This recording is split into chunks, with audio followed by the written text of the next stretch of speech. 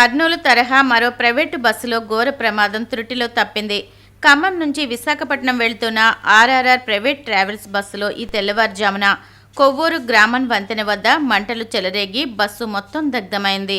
అయితే ప్రాణాపాయం లేకపోవడంతో ప్రయాణికులు, అధికారులు ఊపిరి పీల్చుకున్నారు. షార్ట్ సర్క్యూట్ కారణంగా బస్సులో ఒక్కసారిగా మంటలు చెలరేగాయి. మంటల్ని గుర్తించిన డ్రైవర్ చాకచక్యంగా వ్యవహరించి బస్సును వెంటనే నిలిపివేశాడు. ఆయన అప్రమత్తతో పెను ప్రమాదం తప్పింది. బస్సులో ఉన్న 6 ప్రయాణికులు, 4 సిబ్బంది సురక్షితంగా బయటపడ్డారు. మంటల కారణంగా బస్సు పూర్తిగా దగ్ధమైంది. సమాచారం అందుకున్న అగ్నిమాపక సిబ్బంది సంఘటనా స్థలానికి చేరుకుని మంటల్ని అదుపులోకి తీసుకొచ్చారు. ప్రయాణికులను వేరే బస్సులో అక్కడి నుంచి తరలించారు. మలికిపురం మండలం ఇరుసుమండలోని ఓఎన్జీసీ బావి నుంచి వెలువడిన బ్లోఅవుట్ తీవ్రత తగ్గింది. రానున్న 3-4 రోజుల్లో మంటలు పూర్తిగా అదుపులోకి వచ్చే అవకాశాలున్నట్లు అధికారులు వెల్లడించారు. మంటలను పూర్తిగా అదుపు చేసేందుకు విదేశీ నిపుణులను కూడా రప్పిస్తున్నారు. ఇప్పటికే బ్లోఅవుట్ వంటి విపత్కర పరిస్థితులను సమర్థంగా అదుపులోకి తీసుకువచ్చే ఓఎన్జీసీ ప్రత్యేక బృందాలు ఢిల్లీ, ముంబై నుంచి వచ్చాయి. Technology field services director Vikram Saxena ఈ పనులను పర్యవేక్షిస్తున్నారు. ప్రాంతీయ విపత్తుల నిర్వహణ బృందం హెడ్ శ్రీహరి పరిస్థితులను అంచనా వేసి సిబ్బందికి సూచనలు ఇస్తున్నారు. ఆయనకు పలు ప్రాంతాల్లో బ్లోఅవుట్లను విజయవంతంగా నియంత్రించిన అనుభవం ఉంది. మంటలు పూర్తిగా అదుపులోకి వచ్చాక బావి లోపల లీకులు గుర్తించి రసాయనాలతో కూడిన బురదను వేగంగా లోపలికి పంపి నియంత్రిస్తారు. ఇందుకు 4-5 రోజులకు పైగా సమయం పట్టనున్నట్లు నిపుణులు చెబుతున్నారు. సంక్రాంతి పండుగను పురస్కరించుకుని భవానీ చారిటబుల్ ట్రస్ట్ ఆధ్వర్యంలో ముగ్గుల పోటీలు వరుసగా 5వ రోజు 37, 39, 40, 41, 42, 43 డివిజన్లలో ఉత్సాహంగా జరిగాయి. వందలాది మంది మహిళలు వేసిన ముగ్గులను ఎమ్మెల్యే ఆదిరెడ్డి శ్రీనివాస్ తిలకించారు. రంగురంగుల ముగ్గులు, గొబ్బెమ్మలు, సంప్రదాయ అలంకరణలు, హరిదాసులు, పల్లెపాటలతో ఆయా వార్డుల్లో ముందస్తు సంక్రాంతి శోభను తెచ్చింది. ఈ సందర్భంగా ఆయన మాట్లాడుతూ భవిష్యత్తులో 2027లో జరిగే పుష్కరాలకు నగరంలోని అన్ని ప్రాంతాలు కూడా పూర్తి స్థాయిలో అభివృద్ధి చేస్తామన్నారు. 37వ డివిజన్ గన్ని సత్యనారాయణమూర్తి మార్గం ప్రారంభంలో డివిజన్ ఇన్ఛార్జ్ ఉర్లంక లోకేష్ ఆధ్వర్యంలో నూతనంగా ఏర్పాటు చేసిన తెలుగుదేశం పార్టీ వ్యవస్థాపకులు స్వర్గీయ నందమూరి తారక రామారావు విగ్రహాన్ని ఎమ్మెల్యే ఆదిరెడ్డి శ్రీనివాస్ ఆవిష్కరించారు. ఆయా కార్యక్రమాల్లో తెలుగుదేశం పార్టీ నాయకులు, కార్యకర్తలు, అధిక సంఖ్యలో మహిళలు, స్థానిక పెద్దలు తదితరులు పాల్గొన్నారు. రాష్ట్ర ప్రభుత్వం ఇచ్చిన పిలుపు మేరకు బొమ్మూరులోని టిడ్కో గృహ సముదాయాల వద్ద సంక్రాంతి సంబరాలు సందడిగా ప్రారంభమయ్యాయి. మన ఇల్లు మన సంక్రాంతి పేరిట చేపట్టిన వేడుకలలో భాగంగా ముగ్గుల పోటీలు, మ్యూజికల్ చైర్స్, ఇతర ఆటల పోటీలు నిర్వహించారు. ఈ వేడుకలలో మహిళలు, చిన్నారులు ఉత్సాహంగా పాల్గొని రంగురంగుల ముగ్గులతో అలంకరించారు. ఈ కార్యక్రమంలో మెప్మా జిల్లా project director Kanakaraju, AP TIDCO EE P Gangaraju, DE Prakash, Ravikumar, CMM Ramalakshmi, ఏఈలు, ఇతర మెప్మా సిబ్బంది, టిడ్కో లబ్ధిదారులు పాల్గొన్నారు. హైదరాబాద్ కేపీహెచ్పి పోలీస్ స్టేషన్ పరిధిలోని ఆలయంలో సుమారు 50 లక్షలు విలువ చేసే ఆభరణాలను దొంగలు ఎత్తుకెళ్లారు. దుండగులు అర్ధరాత్రి సర్దార్ పటేల్ నగరంలోని వెంకటేశ్వర స్వామి ఆలయంలోకి ప్రవేశించారు. గర్భగుడి తాళాలు పగలకొట్టి విగ్రహంపై ఉన్న 50 లక్షల విలువైన వెండి ఆభరణాలను ఎత్తుకెళ్లారు. గమనించిన స్థానికులు పోలీసులకు సమాచారం అందించారు. గుడి దగ్గరకు చేరుకుని పోలీసులు క్లూస్ సేకరిస్తున్నారు. కేసు నమోదు చేసుకుని దర్యాప్తు చేపట్టారు. బంగాళాఖాతం హిందూ మహాసముద్రాన్ని ఆనుకుని శ్రీలంక సమీపంలో అల్పపీడనం ఏర్పడింది. దీని ప్రభావంతో రానున్న 24 గంటల్లో నైరుతి బంగాళాఖాతం పరిసరాల్లో వాయుగుండంగా మారే అవకాశం ఉందని వాతావరణ కేంద్రం తెలిపింది. దీని ప్రభావంతో రేపు, ఎల్లుండి కేరళకు భారీ వర్ష సూచనలు ఉన్నట్లు వెల్లడించింది. అనంతరం ఇది తీవ్ర వాయుగుండంగా బలపడుతుందని, దీని ప్రభావం ఏపీ రాష్ట్రంపై ఉండబోదని వాతావరణ నిపుణులు తెలిపారు. అయితే తమిళనాడులో విస్తారంగా వర్షాలు కురుస్తాయని అంచనా వేస్తున్నారు. రాబోయే 3 రోజులు రాష్ట్రంలో పొడి వాతావరణం నెలకొంటుందని, కొన్ని ప్రాంతాల్లో దట్టంగా పొగమంచు కురిసే అవకాశం ఉందని అమరావతి వాతావరణ కేంద్రం తెలిపింది. శనివారం దక్షిణ కోస్తా, రాయలసీమల్లోని కొన్ని ప్రాంతాల్లో తేలికపాటి నుంచి ఓ మోస్తరు వర్షాలు కురిసే అవకాశం ఉందని పేర్కొంది. మిగతా ప్రాంతాల్లో ఆకాశం మేఘవృతమై ఉంటుందని అంచనా వేసింది. దీని ప్రభావంతో రాష్ట్రంలో చలి తీవ్రత తగ్గే అవకాశం ఉందని నిపుణులు చెబుతున్నారు.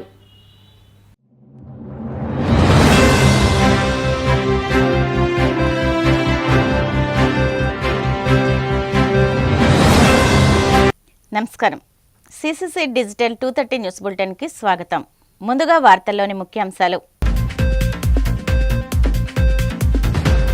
డిసెంబర్ నాటికి రాష్ట్రంలో రెవెన్యూ వ్యవస్థలోని లోపాలను పూర్తిగా ప్రక్షాళన చేసి ప్రజలకు రైతన్నలకు అండగా నిలుస్తాం. మంత్రి ఆనం రామనారాయణ రెడ్డి స్పష్టీకరణ. జగన్ సర్కారు అక్రమాలను బట్టబయలు చేసిందన్న ప్రభుత్వ whip MLA Yarlagadda Venkatrao. PPP విధానం భోగాపురం ఎయిర్పోర్టుపై వైసీపీది క్రెడిట్ చోరీ యత్నమని ధ్వజం.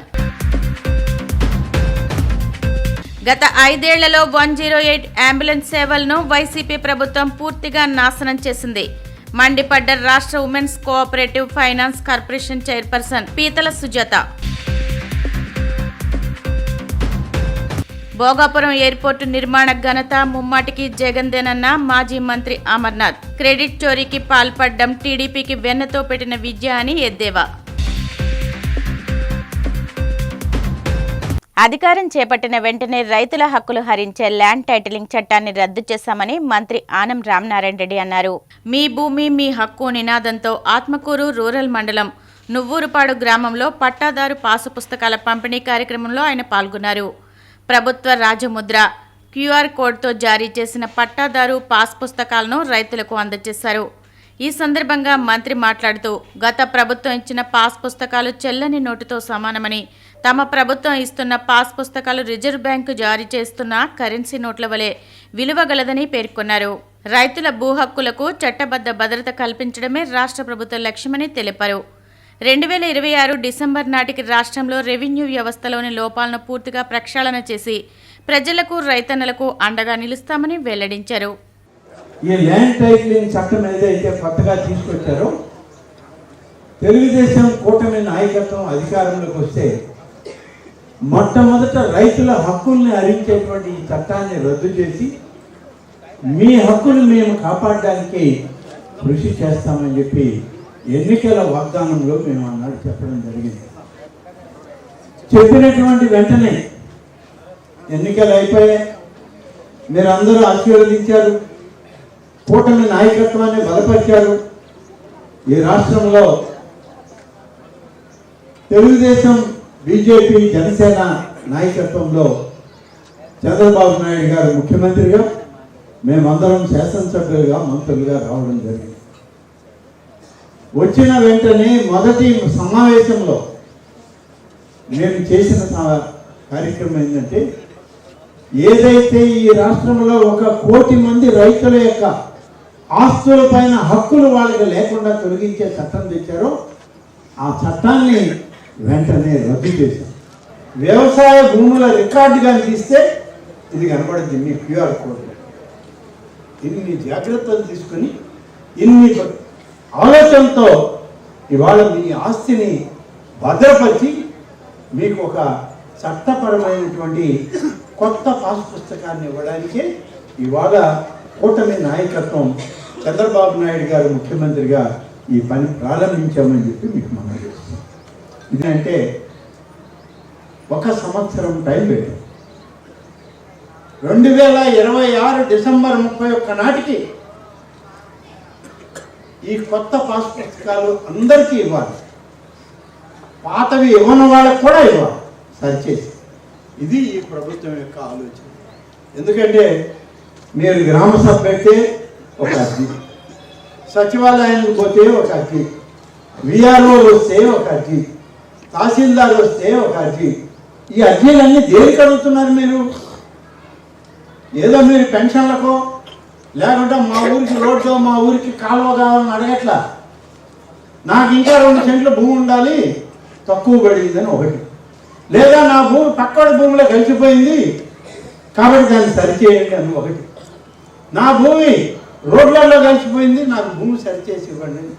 ఇలాంటి అర్జీలు ఇవాళ ఈ సంవత్సరం రోజుల్లో అధికారుల దగ్గర నుంచి ప్రభుత్వం దగ్గరికి వచ్చిన అర్జీల లెక్క చూస్తే దాదాపు 40-50 లక్షల భూములకు సంబంధించినటువంటి అర్జీలు ఉన్నాయి మా దగ్గర పెండింగ్. మీరు అడుగుతూ ఉంటారు ఒక్కోసారి మిమ్మల్ని కూడా. పోయినసారి వచ్చినప్పుడు ఒక అర్జీ ఇచ్చాం సార్, మళ్ళీ ఆర్టీఓ ఆఫీస్కి పోయి ఇచ్చాం సార్, ఇంతవరకు ఏమీ చూడలేదు. ఇన్ని బాధలు ఉన్నాయి తల్లి, దాన్ని సరి చేయాలి. ఇన్ని బాధలు చేసి ఎంత ఇబ్బందికరమైన పరిస్థితి అయినా ఎంత కష్టమైనా పూర్తి హక్కుని మీకు ఇవ్వడానికి మేము చేసేటువంటి ప్రయత్నం తప్ప మీ అర్జీలు చూడకుండా పోయింది లేదు, దాన్ని చూసి పరిష్కరించకుండా పోయింది. దేశంలోకి వచ్చిన పెట్టుబడులను ఆకర్షించడంలో ఆంధ్రప్రదేశ్ అగ్రస్థానంలో నిలవడం రాష్ట్రానికి గర్వకారణమని ప్రభుత్వ whip TDP MLA Yarlagadda Venkatrao అన్నారు.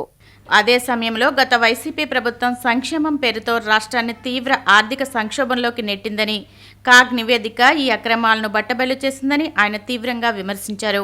మంగళగిరిలోని టీడీపీ కేంద్ర కార్యాలయంలో ఏర్పాటు చేసిన మీడియా సమావేశంలో ఆయన మాట్లాడారు. కూటమి ప్రభుత్వంపై విశ్వాసంతోనే ప్రపంచ దిగ్గజ కంపెనీలు రాష్ట్రానికి తరలివస్తున్నాయని తెలిపారు. ఇటీవల ఫోర్బ్స్ ఇండియా సహా అంతర్జాతీయ జాతీయ బిజినెస్ ప్లాట్ఫామ్ల మీద ఒక విషయం చాలా స్పష్టంగా చెబుతున్నాయి అన్ని. ఆంధ్రప్రదేశ్ ఈరోజు భారతదేశంలో పెట్టుబడులకి అనుకూలమైన రాష్ట్రంగా, పెట్టుబడులకి స్వర్గధామంగా విశ్లేషణ చేసే ఫోర్బ్స్ ఇండియా కానీ అదర్ ప్లాట్ఫామ్స్ అన్నీ చెప్తుంటే ఇది వైఎస్ఆర్ కాంగ్రెస్ పార్టీ నాయకులకి కనపట్టలేదా, అసలు వినపట్టలేదా, తెలిసినా తెలియనట్టు నటిస్తున్నారో అర్థం కాని పరిస్థితి.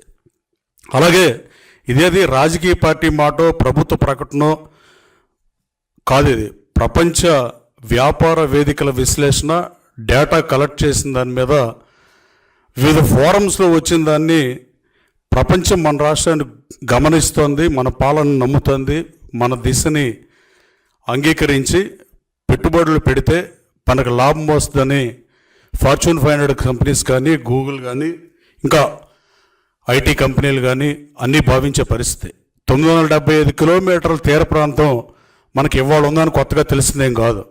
సీ కోస్ట్ అంత ఉందని ఆంధ్రప్రదేశ్ రాష్ట్రం ఉన్నప్పటి నుంచి అది అలాగే ఉంది. కానీ ఈ రోజున 975 కిలోమీటర్ల ఒడ్డున ఇన్ని డేటా సెంటర్లు రావడానికి కారణం లోకేష్ బాబు కాదా అని అడుగుతున్నా. అలాగే కొంతమంది మనుషులు అబద్ధాలు చెబుతారేం కానీ మనసు అబద్ధం చెప్పదు, అంకెలు సంఖ్యలు అబద్ధాలు చెప్పవు. ఆంధ్రప్రదేశ్ ఈ మధ్యకాలం పెట్టుబడుల ప్రతిపాదనలు మొత్తంలో చూస్తే లాస్ట్ ఇయర్తో పోలిస్తే 11.5% వృద్ధి రేటు కూడా ఉన్న పరిస్థితి.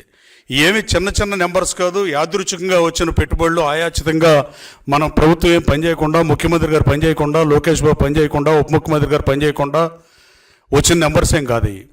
దీని వెనకాల కఠోరమైన శ్రమ ఉంది, వీళ్ళ మీద నమ్మకం ఉంది, లా అండ్ ఆర్డర్ కంట్రోల్లో ఉంది.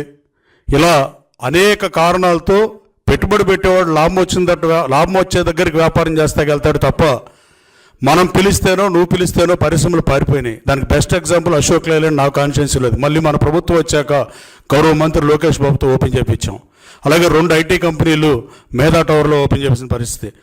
అలాగే ఈ పాలనపై, చంద్రబాబు గారి పాలనపై నమ్మకంతో వచ్చిన పెట్టుబడి, ఇది విధానాలపై విశ్వాసంతో వచ్చిన ఫలితాలు ఇవి మనకి. అలాగే ప్రతిపక్షం ఎందుకు భయపడుతుందో అర్థం కాని పరిస్థితి. ప్రపంచం మొత్తం ఆంధ్రప్రదేశ్ ఇన్వెస్ట్మెంట్ మ్యాగ్నెట్గా చూస్తుంటే Forbes India Andhra leads investment అని స్పష్టంగా రాస్తుంటే ప్రతిపక్షం మాత్రం నిరాశ, నెగిటివిటీని ప్రచారం చేద్దామని వాళ్ళ స్పోక్స్ పర్సన్స్తో చెప్పటం ఈ రాష్ట్రానికి ఏ రకమైన ప్రయోజనం కలిగిస్తుందో సమాధానం చెప్పాల్సిన అవసరం వైఎస్ఆర్ కాంగ్రెస్ పార్టీ అధ్యక్షుడు జగన్మోహన్ రెడ్డికి ఉందని నేను బలంగా నమ్ముతున్నాను. అలాగే వాళ్ళకి రాష్ట్రం ఎదగటం ఇష్టం లేదా, లేక పాలనలో జరిగిన తప్పులు వ్యవస్థలో ఒక్కొక్కటిగా ఇంకా 2 ఏళ్ళు పదవీ కాలం 19 మాసాలు అయిపోయినా ఇంకా బయటపడతాయి మనం చేసిన అవినీతి అకృత్యాలనే బాధతో, దుగ్ధతో మీరు మాటదలుచుకున్నారా? నిజం ఎప్పుడు బాధిస్తూనే ఉంటుంది, కానీ ఎవరు తప్పించుకోలేరు. నిజమే. దయచేసి కొంచెం కాగ్ నివేదిక పరిశీలించాల్సిందిగా మాజీ ముఖ్యమంత్రి జగన్మోహన్ రెడ్డి గారిని కోరుతున్నాం. వైసీపీ ప్రభుత్వంపై AP women's cooperative finance corporation chairperson పీతల సుజాత తీవ్ర విమర్శలు చేశారు.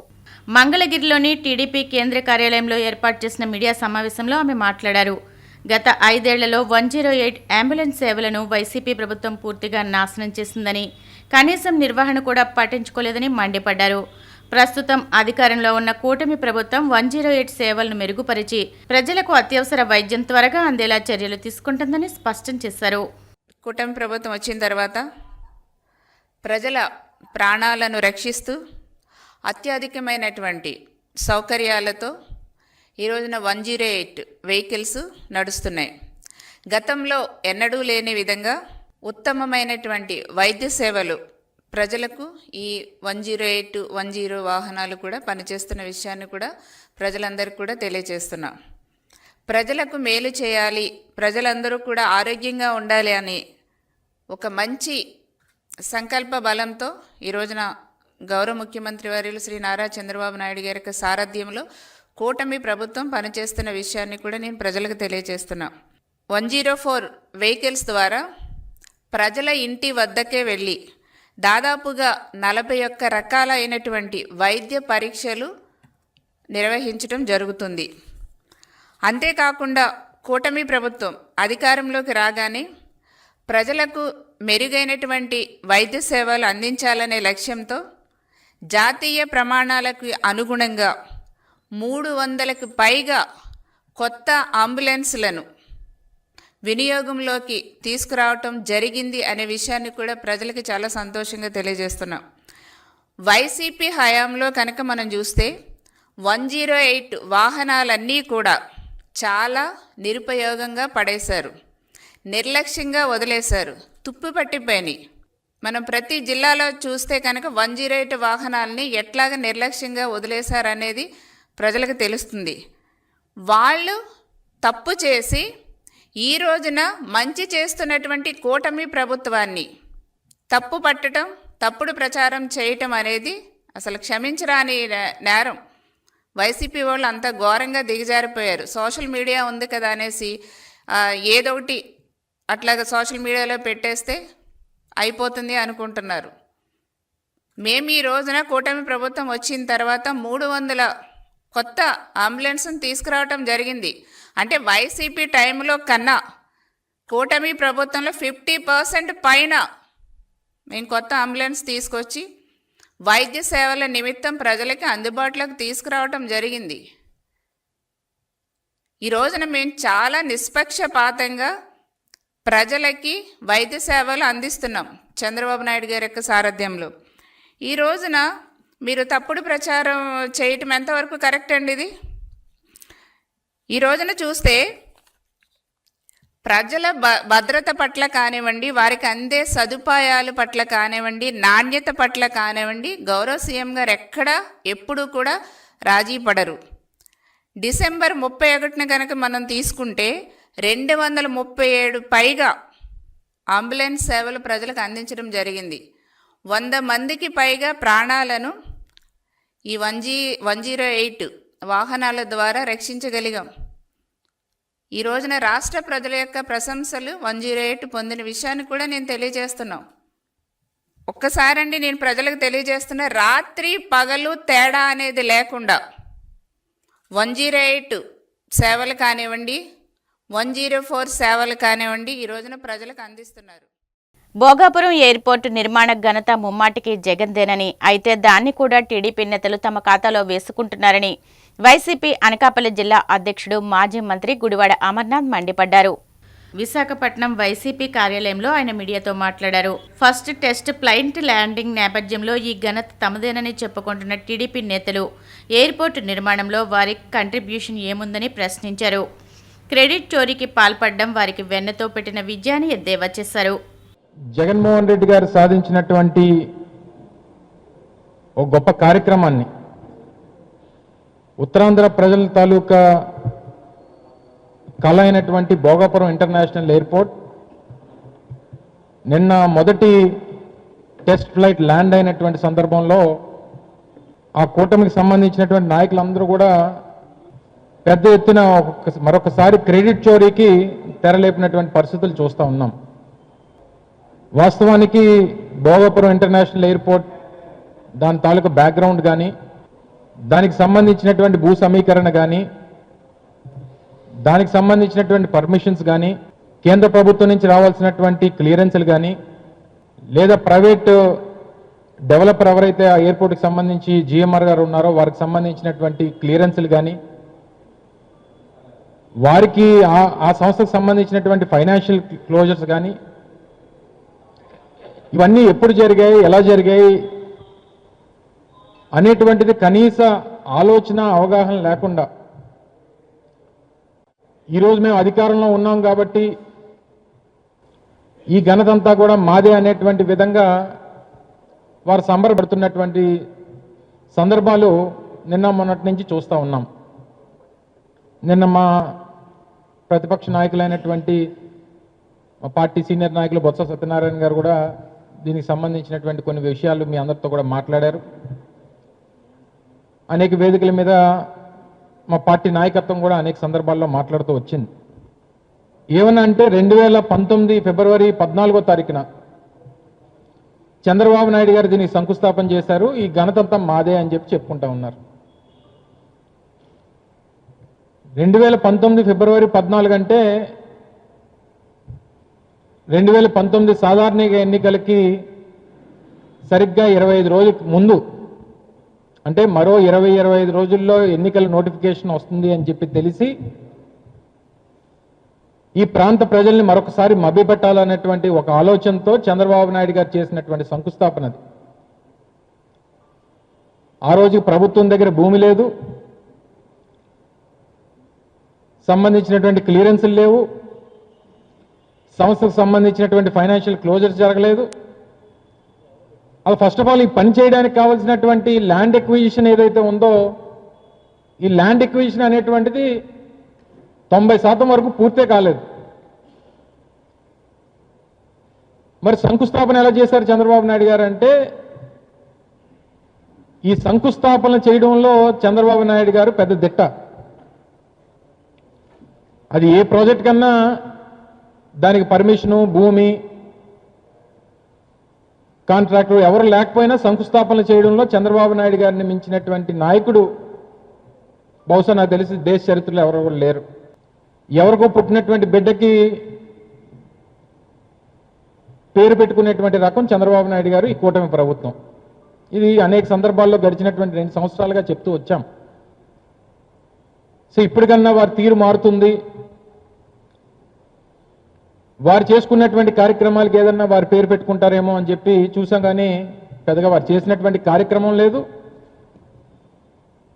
చెప్పుకోవడానికి వాళ్ళ దగ్గర వారు సాధించినటువంటి ఘనత కూడా ఏం లేదు. రాయలసీమ ఎత్తిపోతల పథకాలను పూర్తిగా నిలిపివేసి ఈ ప్రాంతానికి తీవ్ర ద్రోహం చేసిన చంద్రబాబును మంత్రులు అపర భగీరథుడు అంటూ కీర్తించడం ప్రజలను మోసం చేయడమేనని మాజీ మంత్రి సాకే శైలజానాథ్ విమర్శించారు. 2 సార్లు శంకుస్థాపన చేసి హంద్రీనివా ప్రాజెక్టు సామర్థ్యాన్ని 40 టీఎంసీల నుంచి 5 టీఎంసీలకు తగ్గించిన వ్యక్తిని ఎలా గొప్పవాడిగా చెప్పగలరని ప్రశ్నించారు. ఒకప్పుడు హంద్రీనివానే సాధ్యం కాదని హేళన చేసిన వ్యక్తి చంద్రబాబునే గుర్తు చేశారు. చంద్రబాబు ఎప్పుడు ముఖ్యమంత్రి అయినా రాయలసీమకు నష్టమే జరుగుతుందని, సాగునీటి ప్రాజెక్టులపై ఆయనకు కనీస ఆసక్తి కూడా లేదని ఆరోపించారు. చంద్రబాబు నాయుడు గారు అపర భగీరథుడని వాళ్ళ మంత్రులు మాట్లాడుతూ ఉన్నారు. రాయలసీమ కట చంద్రబాబు నాయుడు మామూలు భగీరథుడు కదా, ఆయన అపర భగీరథుడట. బహుశా అపర భగీరథుడు అంటే పని చేయకుండా పేరు కోసం తాపత్రయపడేవాడై ఉంటాడని బహుశా వీళ్ళ యొక్క అర్థం అయ్యే ఉంటుంది. రాయలసీమ ఎత్తిపోతల పథకాన్ని రేవంత్ రెడ్డి అనే తెలంగాణ ముఖ్యమంత్రి గారు తెలంగాణ అసెంబ్లీలో స్టేట్మెంట్ ఇస్తూ, ఊరికే అట్లా పిచ్చాపాటి మాట్లాడిన మాట కాదు, అసెంబ్లీలో స్టేట్మెంట్ ఇస్తూ చర్చలో పాల్గొంటూ, నేను రాయలసీమ ఎత్తిపోతల పథకాన్ని ఆపించాను. ఎట్లా ఆపించాను అంటే, చంద్రబాబు నాయుడు గారితో మాట్లాడేది రహస్యంగా, వాళ్ళ యొక్క వ్యక్తిగతమో రహస్య సమాలోచనలో నేను చెప్పి దాన్ని ఆపించాను.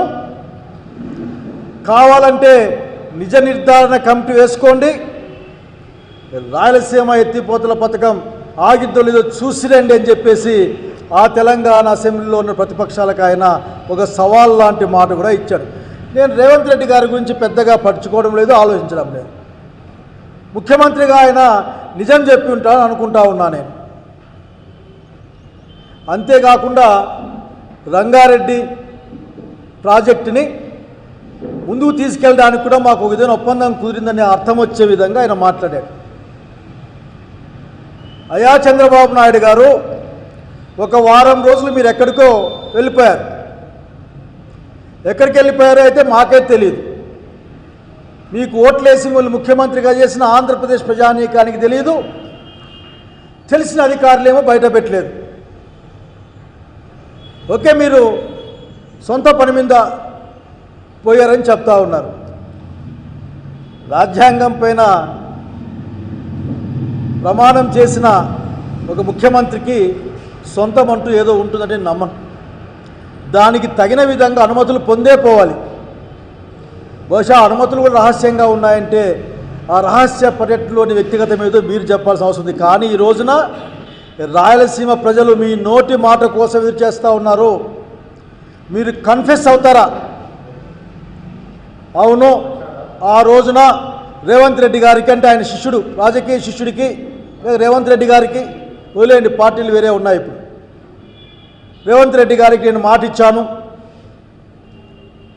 అని మీరేమైనా చెప్పుంటారా?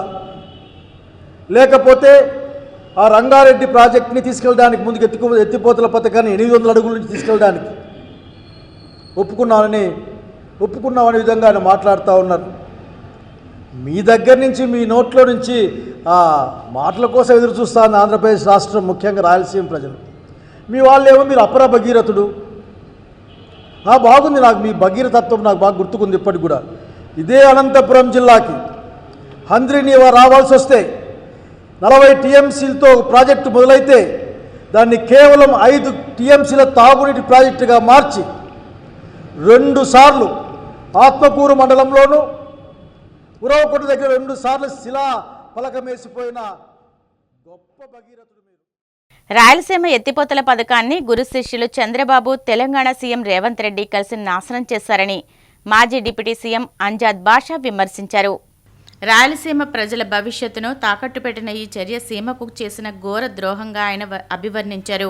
తెలంగాణ అసెంబ్లీ సాక్షిగా రేవంత్ రెడ్డి చేసిన వ్యాఖ్యలే దీనికి నిదర్శనమని అన్నారు. రాయలసీమ ఎత్తిపోతల పథకాన్ని ఉద్దేశపూర్వకంగా చంద్రబాబు ఆపేశారన్న విషయం ఇప్పుడు స్పష్టమైందని చెప్పారు. రాష్ట్రానికి ముఖ్యమంత్రి స్థాయిలో ఉన్న వ్యక్తి తన సొంత రాష్ట్రాన్ని ఏ రకంగా తాకట్టు పెట్టడమో, మరి అదేవిధంగా రాష్ట్ర ప్రయోజనాలను ఏ రకంగా తన స్వార్థ రాజకీయాల కోసం అమ్ముకోవడం అనేది బహుశా ఈ దేశంలో ఎక్కడ మనం చూసి ఉండం. మరి అలాంటి చంద్రబాబు నాయుడు వల్లే ఈరోజు రాష్ట్రానికి ఆలమట్టి యొక్క శాపంగా మారిన పరిస్థితి మనం చూస్తున్నాం. ఎందుకంటే ఆనాడు కర్ణాటక ప్రభుత్వం ఆలమట్టి ఏదైతే ఆ డ్యాము సామర్థ్యాన్ని పెంచుతూ ఉన్నా కూడా మరి ఆనాడు ముఖ్యమంత్రిగా ఉన్న చంద్రబాబు నాయుడు గారు మరి ఏ కోశాన కూడా దాన్ని అడ్డుకునే ప్రయత్నం మరి చేసిన దాఖలాలు మనకు ఎక్కడ కనిపించవు. మరి ఇవాళ చూస్తే ఈ రాయలసీమ లిఫ్ట్ ఇరిగేషన్ స్కీమ్ని కూడా తన స్వార్థం కోసం మరి చంద్రబాబు నాయుడు గారు ఆపివేసిన పరిస్థితి మొన్న తెలంగాణ అసెంబ్లీ సాక్షిగా యావత్ ప్రపంచమంతా చూసిన పరిస్థితి. ఈ రకంగా చంద్రబాబు నాయుడు గారు ఎప్పుడు అధికారంలో ఉన్నా కూడా ఈ రాష్ట్రానికి, ఈ రాష్ట్రం మేలు ఏనాడు కూడా కోరలేదు. మరి ఇవాళ చంద్రబాబు నాయుడు అనే వ్యక్తి పేరు చెప్పుకుంటే ఈ రాష్ట్రంలో ఏ ఒక్క ప్రాజెక్ట్ కూడా అతను ప్రారంభించి, అతను శంకుస్థాపన చేసి ప్రారంభించిన ప్రాజెక్టు బహుశా ఈ రాష్ట్రంలో ఏ ఒక్కటి కూడా లేని పరిస్థితి అందరికీ తెలిసిన విషయం. మరి అదేవిధంగా వెనకపాటుకు గురైన ఈ రాయలసీమ ప్రాంతానికి కూడా తీరని అన్యాయం చేస్తున్న వ్యక్తి ఈరోజు చంద్రబాబు నాయుడు గారు. ఎందుకంటే దశాబ్దాలుగా కూడా మనం చూశాం, ఆయనకు రాయలసీమ అంటే కూడా, రాయలసీమ అంటేనే గిట్టదు. పరిపాలనలో మనం చూశాం, 3 సార్లు ముఖ్యమంత్రిగా ఉన్న సందర్భాల్లో కూడా ఏనాడు కూడా రాయలసీమకు న్యాయం చేయని పరిస్థితి మనం చూశాం. తన ఆర్థిక ప్రయోజనాల కోసము మరి చంద్రబాబు నాయుడు గారు ఏ స్థాయికైనా దిగజారే వ్యక్తి. మరి అలాంటి వ్యక్తి మరి ఈరోజు మన కర్మకాలి ఈ రాష్ట్రానికి ముఖ్యమంత్రి కావడం మన అందరి దురదృష్టంగా మేమందరం కూడా భావించాల్సిన అవసరం కూడా ఎంతైనా ఉంది. మరి ఈ సందర్భంగా నేను ఒకటే ఈ రాయలసీమ తెలుగుదేశం పార్టీ శాసనసభ్యులకు తెలుగుదేశం పార్టీ నాయకులకు అందరికి నేను ఒకటే విజ్ఞప్తి చేస్తున్నాను. మీరు ఈ ప్రాంతవాసులైతే, ఈ ప్రాంతం యొక్క మేలు కోరేవారు అయితే ఖచ్చితంగా మీ పదవులకు రాజీనామా చేయాల్సిన అవసరం ఉంది. ఏదైతే ఈ రాయలసీమ ఎత్తిపోతల పథకం ఏదైతే ఈ ప్రాంతవాసులకు సంబంధించి మేలు చేసే ప్రాజెక్ట్ అది, మరి ఆ ప్రాజెక్ట్ ముందుకు తీసుకెళ్లాల్సిన అవసరం ఎంతైనా ఉంది. మరి ఈ దిశలో పార్టీలకు అతీతంగా మరి అందరం కూడా కలిసికట్టుగా పోరాటం చేయాల్సిన అవసరం ఉంది. తెలంగాణ జాగృతి అధ్యక్షురాలు కల్వకుంట్ల కవిత కొత్త పార్టీపై కీలక ప్రకటన చేశారు. తన సంస్థ త్వరలోనే రాజకీయ పార్టీగా అవతరిస్తుందని, అందరూ తనను ఆశీర్వదించాలని ఆమె విజ్ఞప్తి చేశారు. శాసనమండలిలో ఆమె మాట్లాడుతూ తెలంగాణ జాగృతి రాజకీయ పార్టీగా మారబోతుందని, రాబోయే ఎన్నికల్లో తప్పకుండా పోటీ చేస్తామని ప్రకటించారు. ఖచ్చితంగా గొప్ప రాజకీయ శక్తిగా ఎదుగుతానని ఆమె ధీమా వ్యక్తం చేశారు. వ్యక్తిగా సభ నుంచి వెళుతున్న రాజకీయ శక్తిగా తిరిగి వస్తా అని కవిత ప్రతిజ్ఞ చేశారు. ఉద్యమ ద్రోహులకు బీఆర్ఎస్ రాజకీయ పునరావాస కేంద్రంగా మారిందని ఆమె ఆరోపించారు. అధ్యక్ష, నేను నిజం పక్షాన ఉన్నాను అధ్యక్ష, నేను నైతికత పక్షాన ఉన్నాను అధ్యక్ష. నేనేమి తప్పు చేయకుండా పార్టీలో కొంతమంది కక్షగట్టి మహిళా నాయకత్వం ఎదగకుండా పార్టీలో కొంతమంది కక్షగట్టి అధ్యక్ష, ఎక్కడైతే ఉద్యమకారుల మాటలు కేసీఆర్ గారికి చేరుతాయో, ఎక్కడైతే సామాన్య కార్యకర్తల మాటలు కేసీఆర్ గారికి చేరుతాయో, ఎక్కడైతే పేదవాళ్ల మాటలు కేసీఆర్ గారికి చేరుతాయనుకున్నారు అధ్యక్ష, వాళ్ళకు అడ్డు కూడా గట్టి ఇవాళ నన్ను పార్టీ బయట వేసినారు అధ్యక్ష. అటువంటి పార్టీలో నేను ఉండదలుచుకోలేదు అధ్యక్ష. కాకపోతే మీతో నేను రిక్వెస్ట్ చేస్తా ఉన్నా అధ్యక్ష, ఏ పొలిటికల్ పార్టీ అయినా అధ్యక్ష రాజ్యాంగాన్ని స్ఫూర్తిగా తీసుకొని పనిచేయాలి అధ్యక్ష. బీఆర్ఎస్ పార్టీ ఆ స్ఫూర్తితో లేదు అధ్యక్ష. కాబట్టి నేను ఈ రాష్ట్రంలో మహిళలకు కొంత ఇన్స్పిరేషన్ ఇవ్వడానికి అధ్యక్ష, ప్రజలకు ఓవరాల్ గా సేవ చేయడానికి అధ్యక్ష, ఇప్పుడు కాంగ్రెస్ పార్టీ చేస్తున్న విధానాలకు ప్రధాన ప్రతిపక్షం అధ్యక్ష ఇవాళ లేనేలేదు హౌస్ లో, నిన్న మొన్న అసెంబ్లీ నడిచింది అక్కడ లేనేలేదు అధ్యక్ష. ఆ యొక్క గ్యాప్ ని ఫిల్ఫిల్ చేయడానికి అధ్యక్ష నేను ఇవాళ ఒక వ్యక్తిగా ఈ హౌస్ లకి వెళ్ళిపోతున్నా అధ్యక్ష. కానీ నేను ఒక శక్తిగా ఫ్యూచర్ లో చట్టసభలకు తిరిగి వస్తా అధ్యక్ష. డెఫినెట్ గా ఒక పొలిటికల్ సిస్టమ్ ని క్రియేట్ చేస్తా అధ్యక్ష ఈ స్టేట్ లో, చేసి ఖచ్చితంగా ఒక శక్తిగా నేను తిరిగి వస్తాను అధ్యక్ష. అధ్యక్ష, నాకు దైవ భీతి ఎక్కువ అధ్యక్ష, దైవ భక్తురాలు నేను. లక్ష్మీ నరసింహస్వామి మా ఇంటి దేవుడు అధ్యక్ష. ఆ లక్ష్మీ నరసింహస్వామి మీద ప్రమాణం చేసి చెప్తా ఉన్నా అధ్యక్ష. ఒక మహిళగా నాకు 2 కొడుకులు ఉన్నారు అధ్యక్ష, వాళ్ళిద్దరి మీద ప్రమాణం చేసి చెప్తా ఉన్నాను, నాది ఆస్తుల పంచాయతీ కాదు అధ్యక్ష, నాది ఆత్మగౌరవం పంచాయతీ. నేను ఏ విషయమైనా, ఉద్యమకారుల విషయమైనా, బీసీల విషయమైనా, మహిళల విషయమైనా ఏదైనా నిలదీసి అడిగినా అధ్యక్ష, రేపు కూడా అడుగుతా అధ్యక్ష. అందులో ఎట్టి పరిస్థితులలో కాంప్రమైజ్ అయ్యే విషయమే లేదు అధ్యక్ష. వార్తలు ముగించే ముందు ముఖ్యాంశాలు మరొకసారి. డిసెంబర్ నాటికి రాష్ట్రంలో రెవెన్యూ వ్యవస్థలోని లోపాలను పూర్తిగా ప్రక్షాళన చేసి ప్రజలకు, రైతన్నలకు అండగా నిలుస్తాం. మంత్రి ఆనం రామనారాయణ రెడ్డి స్పష్టీకరణ. జగన్ సర్కారు అక్రమాలను బట్టబయలు చేసిందన్న ప్రభుత్వ whip MLA Yarlagadda Venkatrao. PPP విధానం భోగాపురం ఎయిర్పోర్టుపై వైసీపీది క్రెడిట్ చోరీ యత్నమని ధ్వజం. గత 5 ఏళ్లలో 108 అంబులెన్స్ సేవలను వైసీపీ ప్రభుత్వం పూర్తిగా నాశనం చేసింది. మండిపడ్డ రాష్ట్ర women's cooperative finance corporation chairperson పీతల సుజాత. భోగాపురం ఎయిర్పోర్టు నిర్మాణ ఘనత ముమ్మాటికి జగన్దేనన్న మాజీ మంత్రి అమర్నాథ్. క్రెడిట్ చోరీకి పాల్పడ్డం టీడీపీకి వెన్నతో పెట్టిన విద్య అని ఎద్దేవా.